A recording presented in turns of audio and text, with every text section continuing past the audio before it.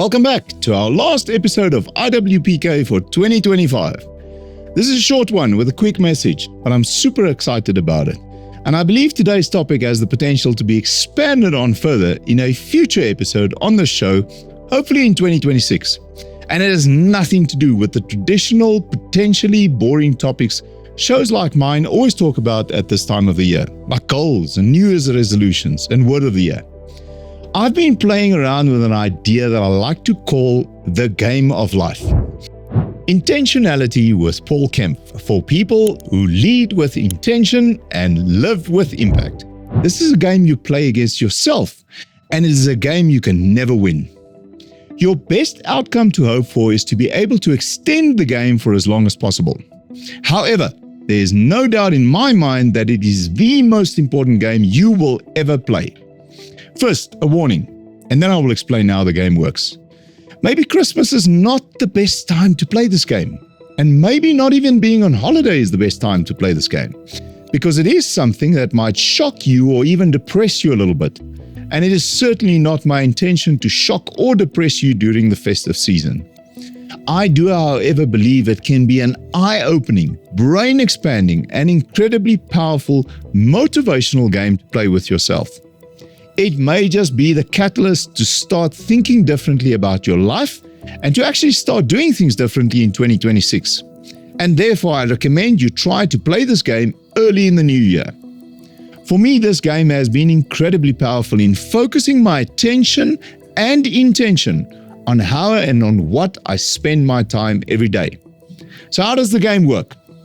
In the game of life, you need to first determine how much time you have left to live. Relax. I know what you're thinking. It is impossible to know how much time you have left to live. No one knows. You could die tomorrow. Be the first person in the world to reach the age of 150. But please understand, this is a hypothetical game with many assumptions, and it's not designed to predict your date of death, but rather to increase your awareness around the amount of time you have left in your life and how you spend that time. So, I love Microsoft Excel, and therefore I used Excel as the platform for my game. And the first thing I did was design a spreadsheet with formulas and functions that can tell me how long I have left to live, and then update it every single day. So what age did I use? Not the age I believe I will actually die at, but the age at which I believe morbidity will set in. For this, I used age 70. It is unimportant if this is correct or accurate, or if your age of morbidity is different from mine. You can choose any age, but I felt comfortable that my health will remain good and allow me to do the things I want to do in my life until I am at least 70. Let's hope I'm right. So the first part is easy. I'm 53 now, which means I have a little less than 17 years left until morbidity sets in. The next step is to break the years you have left into months, then days, then hours. And this is where it gets interesting. The next step in the game is then to calculate how many hours per day, month and year you do a few things in your life that you cannot avoid, like sleeping, eating, working, and going to the bathroom. And then you deduct these hours from what you have left. The second last step in this game is then to take the amount of free hours you have left in your life and to start thinking about them not as hours, but as chips that you use to bet with in the game of life. And then finally, you start thinking about what you bet your chips on every single day of your life. But when you are thinking about this, do me a favor and remember the rules of this game. Rule number 1, you can never get a chip back after betting it. Rule number 2, the game ends when you run out of chips. Rule number 3, when you leave the game, you cannot take anything with you have won in the game. Rule number 4, there are a limited number of things that you can bet on where you might have a small return on your bet. For example, doing things that are healthy, like exercise, that could potentially increase your life expectancy.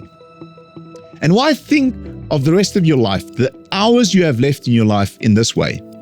Well, in my experience, it makes you think more carefully about how you spend your time. It makes you think twice about who you spend your time with.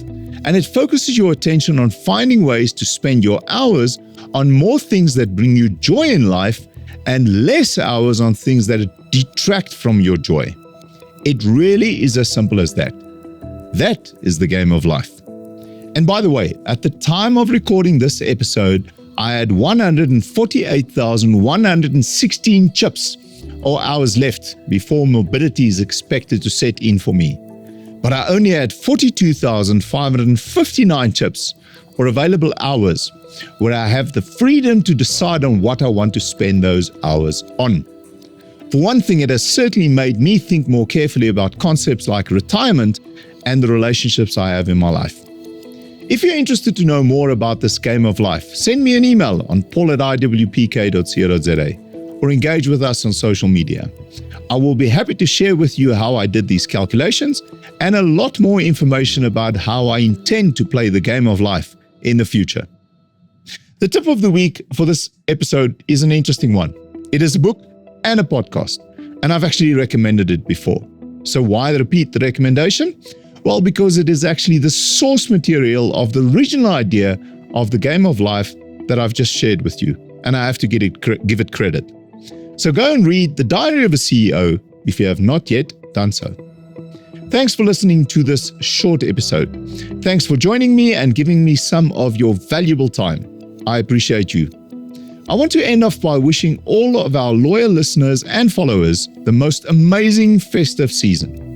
Enjoy your Christmas celebrations. Happy New Year, and may 2026 be the year where you start living your life with more intention and start finding more joy in more hours of every single day.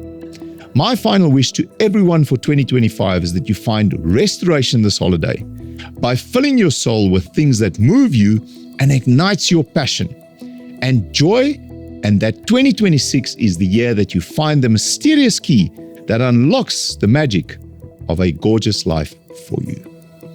You've been listening to Intentionality, where we grow together. Please like, subscribe, and leave us a rating. And if this helped you today, share it with someone else on the same journey. Until next time, keep showing up with intention.